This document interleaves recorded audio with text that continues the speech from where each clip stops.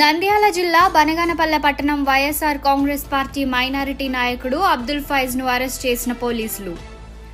YSR Congress party నాయకుడు అబ్దుల్ ఫైజ్, ప్రముఖ న్యాయవాది అబ్దుల్ ఖైర్ ఉబేద్ మొత్తం 4 మీద ఎస్సీ, ఎస్టీ మరియు ఇతర సెక్షన్ల కింద బనగానపల్లె పోలీసులు కేసు నమోదు చేశారు.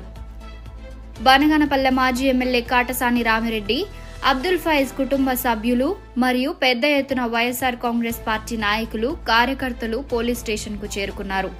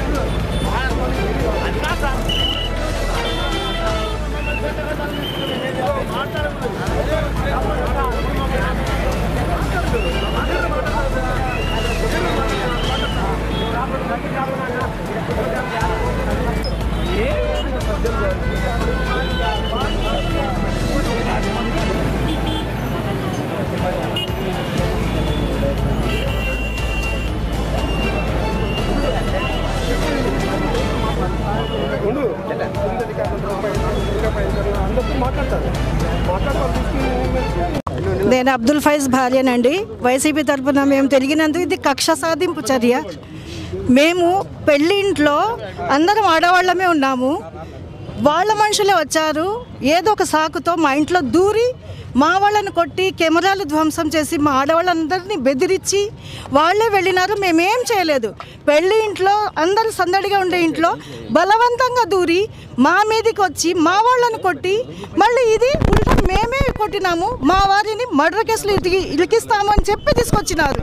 ఇది ఎక్కడి అన్యాయం అండి? ఇది కక్ష సాధింపు చర్య. ఊరికి పెద్ద ఒక మినిస్టరే ఉండి మమ్మల్ని అందరినీ కాపాడుకునే బాధ్యత ఆయనది. ఇంట్లో పెళ్ళి 3 రోజులు కూడా కాలేదు, పెళ్లి కూతురు తీసుకొని పెళ్లి కొడుకుని తీసుకొని వచ్చినాం. మేము సాయబుల్లము, పరదాలో ఉన్న వాళ్ళము. మా ఇంట్లో దూరి మమ్మల్ని, మా వాళ్ళను కొట్టి మమ్మల్ని భయభ్రాంతులను చేసి మమ్మల్ని ఉల్టాగా ఏం చేసినారు, మా మీదనే కేసులు పెడుతున్నారు. పెళ్లి కొడుకు ఏం చేసినాడండి, పెళ్లి కూతురు ఏం చేసింది మీకు అందరికీ తెలుసు. పెళ్లి ఇంట్లో ఎలా ఉంటుంది అనేది. ఇది ఎక్కడి అన్యాయం అని నేను అడుగుతున్నాను.